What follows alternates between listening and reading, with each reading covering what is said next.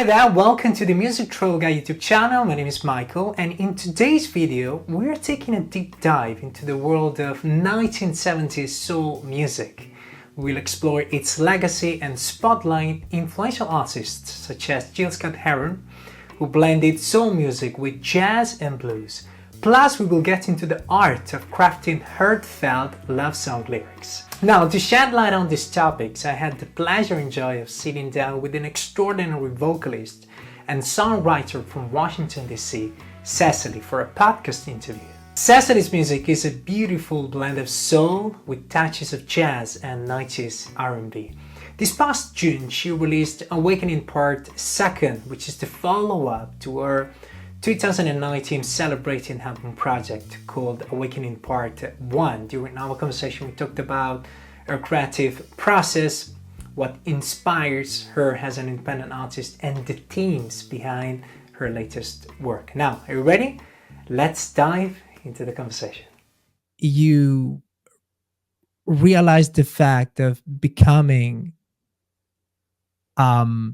singer, so a professional singer at a festival in Italy, Umbria Jazz Festival. I was born and raised in Italy.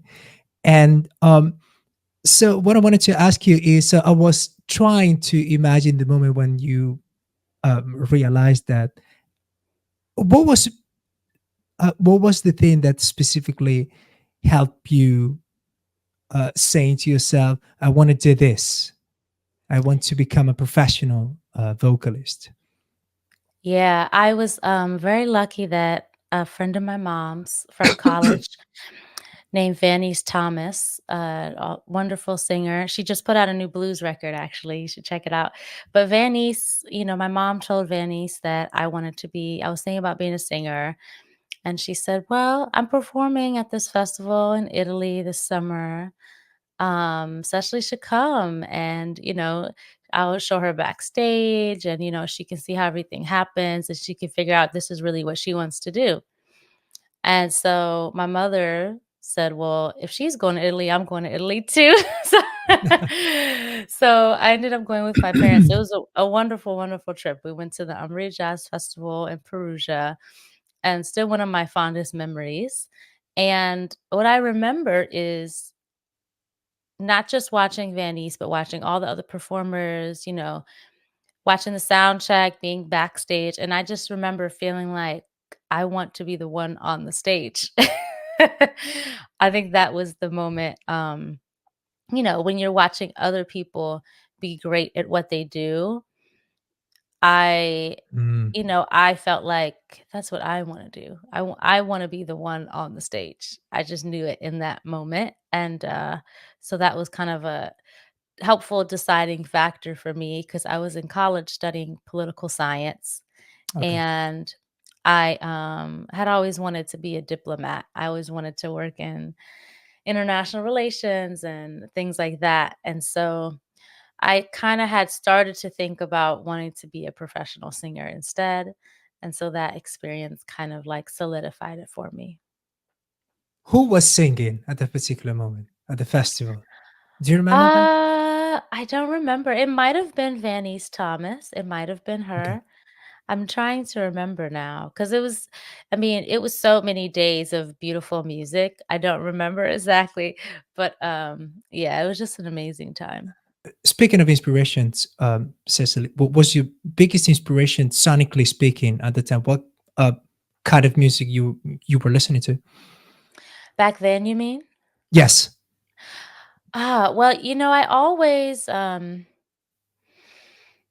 always like older music. Mm. I think because I'm the youngest in my family, and so I was always exposed to my parents' music and my older brothers and sisters' music. But I remember in high school in particular, I my mom, this was in the early 2000s, and so everyone was transitioning to, the physical to the digital. And so my mom had taken all of her CDs and uploaded them onto her iTunes. So all Mm. her whole music collection was on her computer now, in her home office. And so I would just sit for hours and I would just listen to her music. I really loved Phyllis Hyman, I really loved Gil Scott-Heron. I really loved Terry Collier, and so I would listen to these artists like on repeat all the time. Shaka Khan was one of my very favorites. Anita Baker, Luther Vandross, Oh, and so I really just got into a lot of 70s and 80s like soul and R&B. I mean, it was already something that I knew because like I said, I grew up listening to it with my parents, but yeah. just having all that music at my fingertips was really, really cool. And even in college, that's kind of what I listened to a lot of the time. Yeah. So soul music, it is one of your favorite genre of music. I read in an interview that you said soul music is your favorite genre. And also you said that particular soul music between 1974 and 1977. And I was like, why? That's one of the things that I want to ask you. Well, I'll expand it. I think it's more 1972 to 1978, but Okay. Then I it's funny understand it. because Okay. yeah, it's but the reason it's so specific is I think that that period of music was very unique. It was right before people started having more access to like electronic instruments. It was kind of right before that. And so I like 80s music, but sometimes the like all of the kind of synth sounds and like the electronic drums of the 80s music is not always my thing. And so I think before, that hits like late, before the 80s hits, I like the just sonic quality of the music a little better of the 70s. And then I think that post 60s, like, the early 70s kind of still sounds a lot like the 60s, which I love 60s music, but I think the Mhm. 70s was just really beautiful and that people started to genre bend even more and they started to really experiment like you can listen to an album and you hear soul and you hear rock and you hear folk and you hear bossa nova influences and like you hear jazz and you hear the early stages of hip hop and it's like everything is kind of happening all at once and I just really like that like uniqueness of that time period that people were experimenting in this way genre wise but you still had um it was all with live instrumentation, and so you also get really beautiful kind of arrangements and orchestral arrangements, and I don't know, it's just something about that time period. It just feels right to me, like, when I listen to music from that period, it just feels like home to me. Do you have like a sort of point of reference when it comes to a particular song that you would listen to a lot? Yeah, I mean, I some of the names I mentioned before, like, I really love Gil Scott-Heron. I'm not sure how familiar you are with Gil Scott-Heron, but he, was a jazz, a soul, spoken word artist, and just the way even just his tempos and his chord progressions and the way he throws his voice.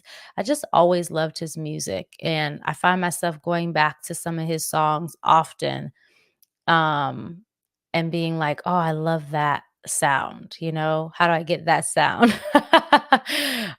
Similarly with Minnie Riperton. I'll go back to Minnie Riperton and, Okay. I love the way that, uh, you know, she kind of intertwines her voice with an electric guitar or just like little things, or even how, on a song she'll have just percussion, no drum kit, just percussion. I mean, that was like more common back then, honestly, to do that. Nowadays, you'll hardly ever hear like a single on the radio that doesn't have like really banging drums. But I think I Yeah. don't know, I just there's a lot of things. Even the Isley Brothers, I love the Isley Brothers. It's just like, Yeah. yeah, that period, it just yeah, there's lots of things I go back to. Love the fact that you mentioned Gil Scott Heron because I recently finished reading his memoir. Oh, yeah, I read that Yeah. before. Yeah, which I found it very, very inspiring. Mhm. complex complex human being, but I think in the complexity you have a lot of course, inspiration and things to learn from. Mhm. Do you have a like a yeah a favorite song you like about Gil Scott-Heron, and maybe a particular album that really inspired you in the music you create today? Yes. So if I had to pick a single song, the song would be We Almost Lost Detroit. I come back Mm, to that song very often. Like it just has so many things that I love in it. Even just the tempo, I think is like the perfect tempo for the song and the synth lines and the writing as well. The songwriting is so good. If I had to pick an album though, I'd say Winter in America is like one of my okay, very yeah. favorite albums of in general, not just of his, but one of my very favorite albums of Winter in America. And that's an album that I've listened to so many times. It's one of those albums I used to listen to on my mom's computer over and over again. And I even covered one of his songs on one of my projects. I did a song for Bobby Smith on my Mm, album, Songs of Love and Freedom. And it was just because I just wanted on that album like a moment of peace and beauty. And that song always brought me that sense of peace and beauty. And so I wanted to put it on there. Also, I'm from Washington, D.C., and Gil Scott Heron wrote that album while he was living in Washington, D.C. in And Washington so, DC, yeah. yeah, I kind of feel that connection too. Like it makes it feel even more, I don't know, even more just a closeness to it. Like he recorded that album in a studio that doesn't exist anymore, but that was in Silver Spring, Maryland, and I Okay, live in Silver Spring, Maryland. So, it's that's one of amazing. those, yeah, it's just one of those albums that yeah, it's one of my very favorite albums of all time, personally, Winter in America. And I'm glad to hear that from you. Where do you get inspiration today instead, Cecily? What are your point of references, musically, Yeah. sonically speaking? Sonically speaking, sonically speaking, it's I usually start with lyrics. I'm a lyric person. So I usually start with lyrics and the song kind of builds around that. Um and lyrically I'm always pulling I like imagery. So I'm when I'm trying to get into a writing mode, just become very observant. Like I try to kind of see the world like a painter would, like where do I see the light hitting in different ways or the color Yeah, variations of different things, And then as a writer, I try to think how would I describe that? Like what words, are going to make that image come alive for other people. And then I pull a lot from different texts as well. So like the Project Awakening Part 2 was inspired by a book called All About Love by Bell Hooks. yes. And I just wanted to take the themes of that book and kind of like put them into music in the best way that I could and tie that into my own kind of my own stories and my own life experiences. And so sonically, the album just grew naturally from the lyrics, right? So I work with my producer, Drew Kidd, and my co-writers to just find the sounds that made the lyrics come alive. So I'm trying to think of an example, but things just kind of came across naturally from there. Yeah, yeah, of course. And you talk a lot about love. I Yeah. I also learn about you in terms of the multiple books you read about love, which all of them inspired you when it comes to your um, latest album, Awakening Part Two. And you also started writing about fear. Mm. Am I right?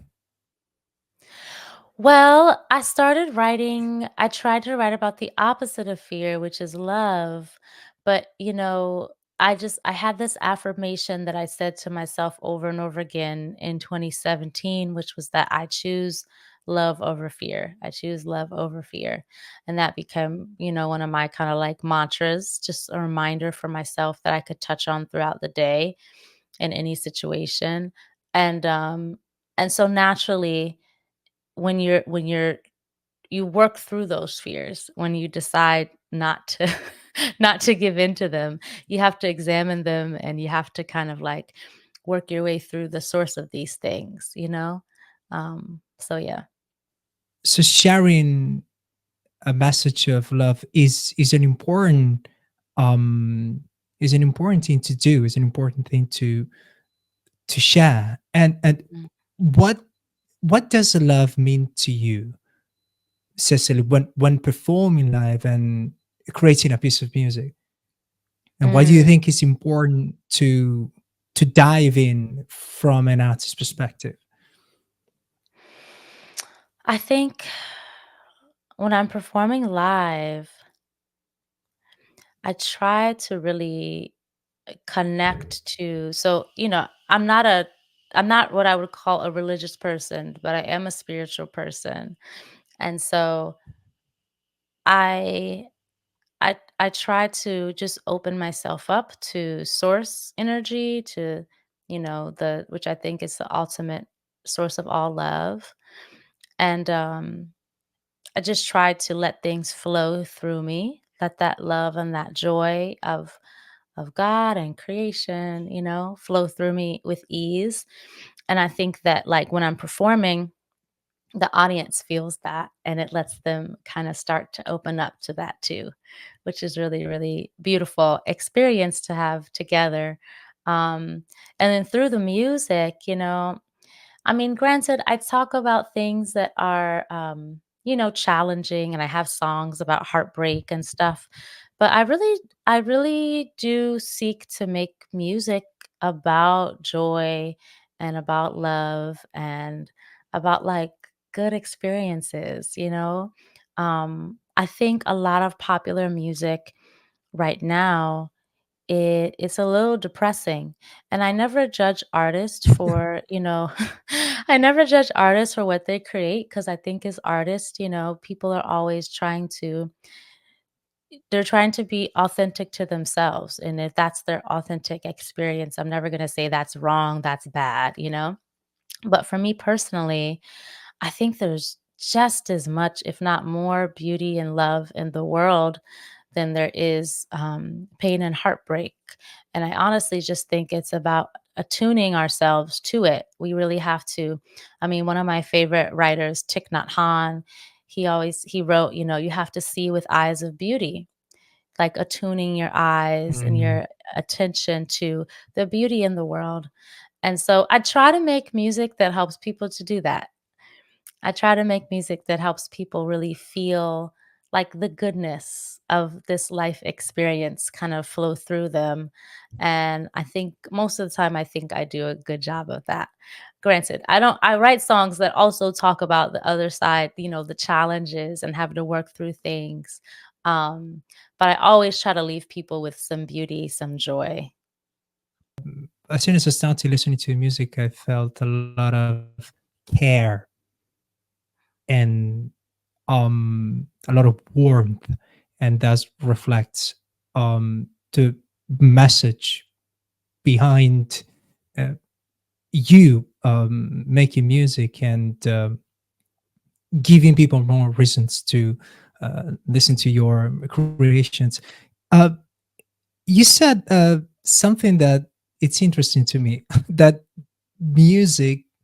So you yeah, you said this, that you feel like music is sometimes depressing from. Well, I specifically mean, like, the music I hear on the radio, and I don't know what it's like in other Okay. places, like but, in the US, it's commercial radio. If I turn on the, R&B and hip hop station, I'm usually hearing one of 2 things. I'm usually hearing like party music, turn up music, twerk music, that type of thing, or I'm hearing an R&B song that's like super, super sad. And I think that like even artists who I like, like her, a lot of her songs are very sad. And it's not, like I said, I'm not judging anyone. It's just that's not the energy that I want to bring into my space, Yeah. into my life on a daily basis, right? Because I really think that I always say music is like a spell, right? Words are spells. Like anything, a spell is just something that creates a new reality, right? So whatever you play around yourself all the time is helping to create a reality for you. So I try to be conscious about the music that I'm using to create my reality. And so if I'm listening to something often that is, a little depressing, or that is going to end up being how I feel. And Yeah, of course. Yeah. Yeah, you're yeah, right. so it's like I try not to listen to that too often. I think, it's a part of the culture. I think a lot of the music you hear on the radio is also created by people who are, I mean, I'm 34 now, so I guess I'm getting towards middle age. I don't know, but I mean, I remember being in my like teens and early 20s and feeling much more like moody and like much more, you know, Mm. uh, you just get a little more angsty, a little bit more moody. You're a little bit more mad at the world. I mean, it's easy to be mad at the world, but I'm just saying in my younger years, I feel like I would have connected a little bit more maybe to the sentiments I hear people, in popular music today expressing. But I've just come to a point in my life where I just want to be happy. And so I just prioritize that.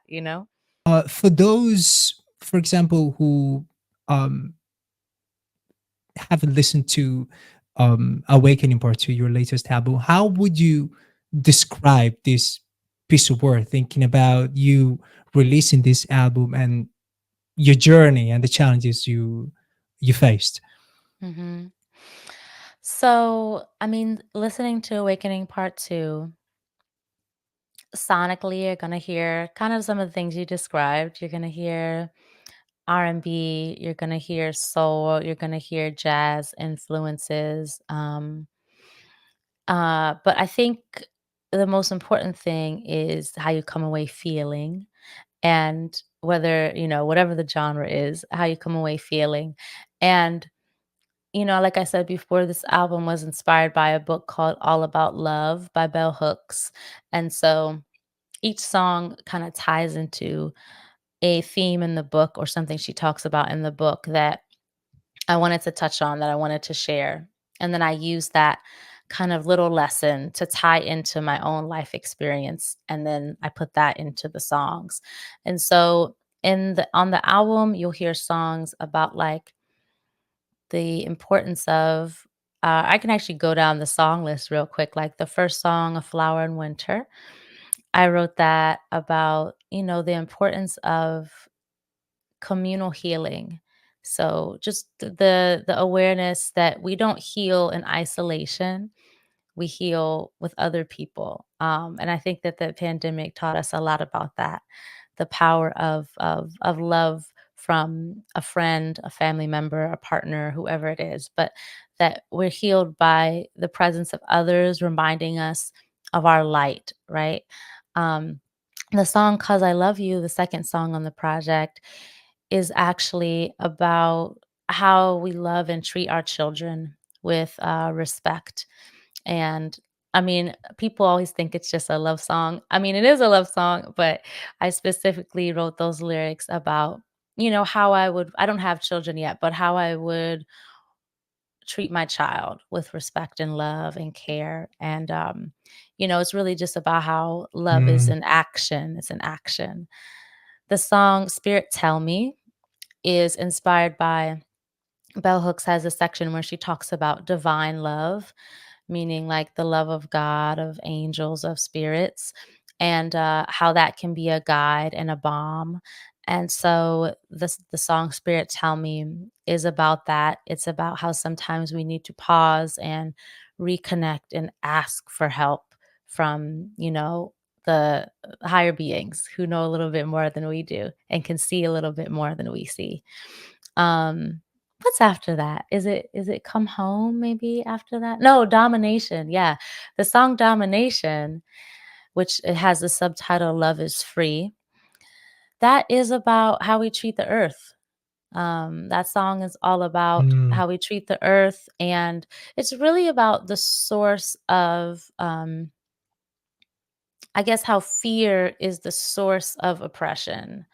Fear is the source of, the different negative things that we do to each other and to the planet, and how we have to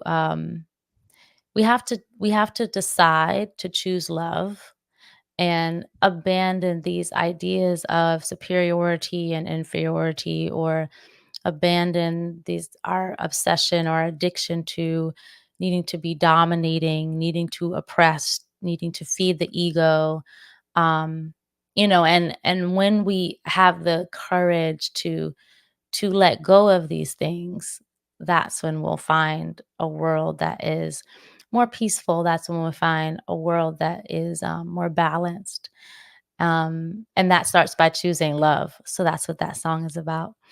Come Home is is about family. So she talks about how, like, Bell Hooks talks about how when we heal family wounds and family rifts, that we really start to heal.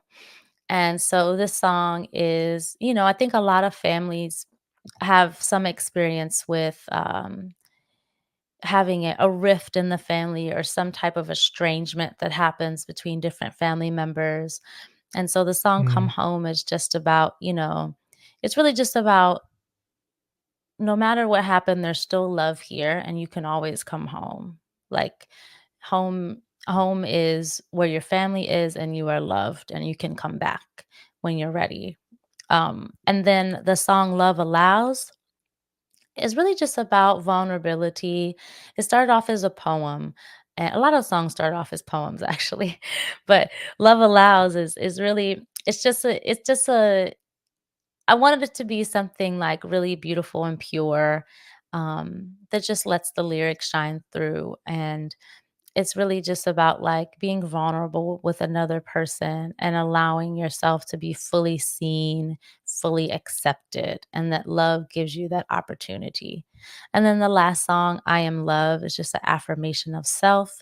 Bell Hooks talks about how affirmations really changed her life, and I felt very connected to that statement. Affirmations have really changed my life as well. And so I just wanted to write a song that was an affirmation. So that's the song, I Am Love. So yeah, that's the whole album. Long answer. Long answer, but no, wonderful, Cecily. Thank you so much. Appreciate it. And there's a lot of intention. You put a lot of love. And how was the? Yeah. What?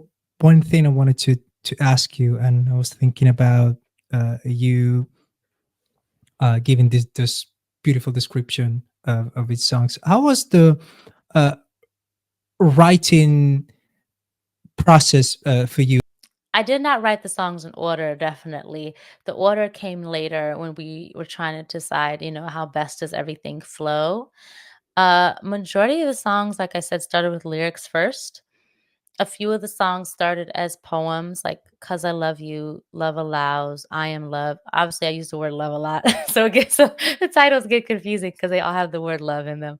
But those three songs and "A Flower in Winter" started mostly as a poem as well. And so, kind of when I was starting to work through, creating the album, crafting the album, I looked back at the poems that I had written. I looked back at voice memos, listen back to voice memos I had of different ideas, and then just started building from there. And I had several different co-writers, amazing co-writers on this project. And so usually what I would do is I'd come to them and I'd say, okay, I have this lyric idea, I have this melody. Maybe I had a few chord changes, but I'm not really a great piano player. I don't really play any instruments proficiently. So, Okay. I mean, I can write a little bit on the piano, but I usually need some help in that regard. So Yeah. Yeah. Yeah. I usually came and said, I have this idea, and then we kind of grow from there. Um, and so yeah, that's kind of how I approach things. It was mostly organic. I mean, sometimes like for the song Spirit Tell Me, the co-writer Musina and I had met her once before. We were both on a podcast interview together, actually. And so I reached out to her and I said, "Hey, I'd love to write with you sometime because I love her writing. Like, she's written for Robert Glasper and she's written with Common and all these people, and I just loved her work." So and she lives in DC. She's a DC person too. So Okay. I went over her apartment and I just said I didn't even have anything written yet. I just told her, "Hey, I'm working on this album that's inspired by this book, and this is a quote from the book I thought we could use as a jumping off point." I hadn't written anything. I just had the quote and I read her the part of the quote and we talked for a while, and then she started playing some chords and I started singing some lyrics, and we literally wrote the whole song in about 3 hours, like from the point I got to her house to the point I left. So that was like really just organic, free flowing, natural. And a lot of the sessions were like that. Like when I wrote I Am Love with Jacob, like we just talked for a while about what we were listening to. We listened to some music together, and I said, "I have this little idea." I sang it for him. And things just grow. Like it was very easy. The hardest part was when I had written all the songs, trying to figure out how to put them together as a cohesive project. And so that's when I brought on my friend Drew Yeah. Kidd, who's the co-producer of the project. And he helped produce most of the songs and also just helped me sequence the album, helped me write some interludes, and just make sure it flowed well and make sure that it said what I wanted it to say in a way that made sense. So that part was more challenging, but also a really beautiful part of the process too. Do you have any particular habit or ritual that usually help you get into the right creative mindset when it comes to writing your songs? I'm curious um, to hear about that from you as a songwriter. Yeah, I wouldn't say I have much of a ritual. What I try to do is just let the inspiration flow when it flows. So if I have an idea like to come to me, I try to take some time like at that very moment to work through it, or like at least write it down or record it so that I have it. So when I can go back later and like really work on it. I think that's kind of the most important thing, is to like capture the ideas when they come. Um if I'm trying to like if I'm really in like album mode, if I'm really trying to write more, I think it's just important to write all the time. Like I do this Mm, I read this book years ago called Writing the Lyrics by this guy he's a music professor at Berkeley named Pat Pattison, I think is his name.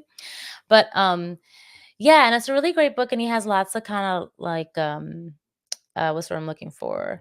Like little exercises you can do. And so one of those exercises yeah. is something he calls object writing, which is you just set a 10-minute timer and you choose an object and you just try to describe it, or maybe write a story about it, or just pick something Mm, and you just write for 10 minutes. Like don't stop writing. Just let everything flow. Try to use all your five senses to figure out, how to describe this thing. And so when I'm really trying to be in writing mode, I sometimes start doing object writing in the morning, just because I think it starts helping me it just puts me in more of a creative mindset for the rest of the day. And I've often found that when I'm writing, I usually like I might sit there and come out with, two or three song ideas back to back, and it's usually like the second or the third one that's actually good. So it's like I have to work through some not so great ideas to get to the good ones. But I think the important part of that process is that even when I'm working on those ideas that might not come to fruition or might not turn into anything that I'm actually going to like share or put out in the world, I don't critique it because that stops the creative flow, you know? mm, So it's just like one thing I do or try to do is I don't create and edit at the same time. Does that make sense? So, like, if I'm going to be Mm, writing, I let the ideas flow, like, whatever they are, however they come, I just write down everything. And then I'll edit later. But if I start trying to critique and edit while in the process, it really kind of like shuts things down because I start getting like judgmental in a way. And then my energy kind of shifts, like my vibration lowers a little bit, and I kind of lose that creative flow. So I think just like of letting things course, yeah. flow, giving yourself the space to let things flow, is useful. Yeah. If we're talking about the past, some producers that I love to work with from the past who are passed on now, but Charles Stepney, who did a lot of work with Earth, Wind, and Fire, and he also produced Denise Williams' first album. I just love him as an arranger, producer, and also Leon Ware, who worked with a lot with Minnie Riperton on her Adventures in Paradise album, and also did a lot with Marvin Gaye, and even in the 90s worked with Maxwell. So if I could choose people from the past, it would probably be Charles Stepney and Leon Ware.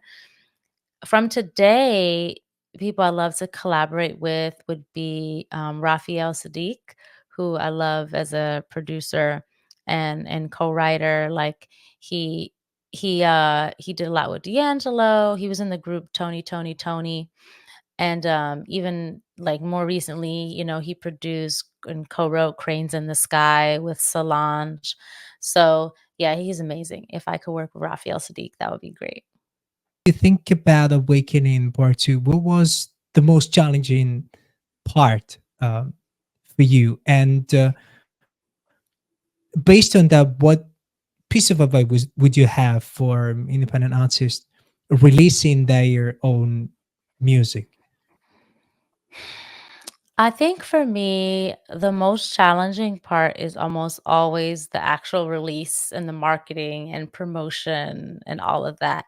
Because, I mean, you can make the music and you can feel good about the music, but getting it out to the world, that's where, as an independent artist, I think you often feel like you are coming up short. Because Mm. you have limited budget, you have limited time. I don't really have much of a team. I have myself, I have an assistant who I hired to help me with the album release process. Um, I have a wonderful woman who helps me with some booking and also with some PR stuff, but it's mainly me.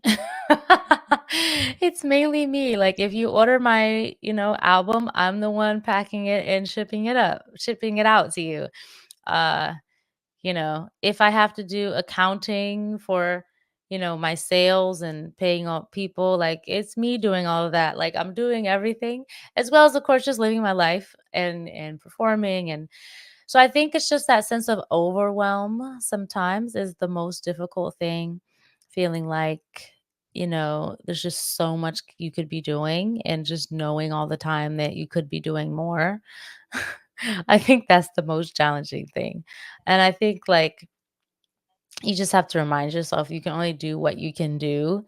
And yeah, just hope for the best, like, and hope that, people like you stumble across my music and find it in some way. Um, yeah, 'cause, I don't have the money to do a whole bunch of ad campaigns, but, it's good knowing that, like, the people that do find the music are able to hear the music, they are enjoying it, and that they are, connecting to it. So that makes it worthwhile. But I think the hardest part is just knowing that you could always do more than you're doing. Oh, So you yeah, of have to give course, yeah. yourself a lot of grace with that process, yeah. What is it? One important thing you think artists and musicians needs to focus on? Mm. I mean, I feel like I'm gonna give an answer that's like, just focus on you. Because here's the thing, and I've talked to a lot of artists about this. A lot of times when we accomplish something big, like we put out an album or we do like a really important show at a major venue or whatever it is, there tends to be like this dip that happens like emotionally.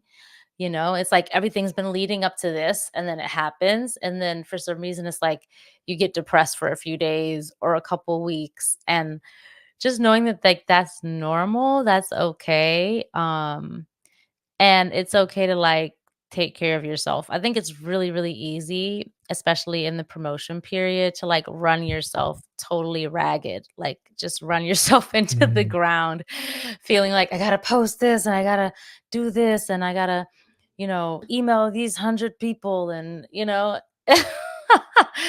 I, yeah, I can't do that to myself anymore. I've put out enough albums to know that that is like the process that I can get myself into if I let it go there. So I think really taking care of yourself is really important. Like find some routines that like are healthy routines that help you feel balanced throughout the day, like whether that's meditation or going for a walk outside in nature, like whatever it is, like take care of yourself and also take time to celebrate too because I think like, this is the first album where I actually had, like, a album release party.